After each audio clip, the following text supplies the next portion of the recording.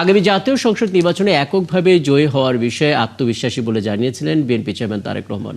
একই সাথে নির্বাচনে জয়ের পর প্রধান প্রতিপক্ষ জামাতের সাথে ঐক্যের সরকার গঠনের বিষয়টি নাকচ করেছেন তিনি।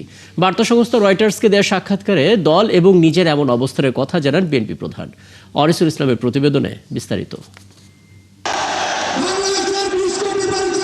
ত্রয়োদশ জাতীয় সংসদ নির্বাচন সামনে রেখে গেল ২২ জানুয়ারি থেকে সারা দেশে নির্বাচনী জনসভা করছেন বিএনপির চেয়ারম্যান তারেক রহমান। নির্বাচনী এই প্রচারের পাশাপাশি দীর্ঘদিন পর দেশে ফিরে সারা দেশে তৃণমূল নেতাকর্মীদের শুভেচ্ছা ও বিরামহীন ভালোবাসায় সিক্ত হচ্ছেন তিনি।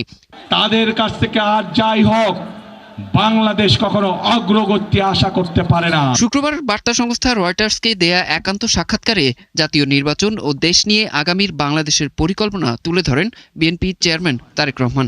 বলেন, বিএনপি এককভাবে সরকার গঠনের মতো পর্যাপ্ত আসন পাবে বলেই আত্মবিশ্বাসী তিনি।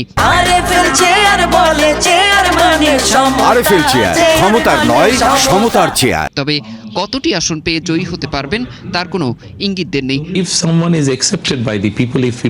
জনগণের রায়ে আমরা এমন একটি শক্ত অবস্থান অর্জন করব যাতে এককভাবেই সরকার পরিচালনা করা সম্ভব হয়।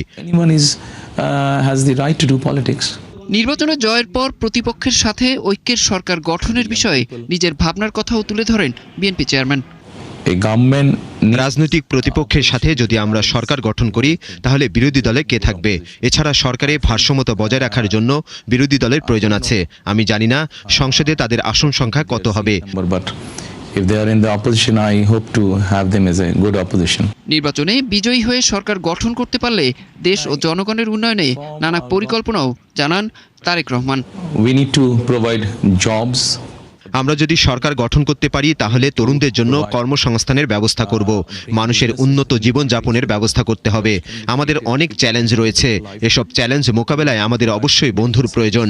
এজন্য যারা বাংলাদেশের জনগণের স্বার্থ এবং দেশের সার্বভৌমত্ব রক্ষায় কাজ করবে আমরা তাদের সাথে বন্ধুত্ব করব।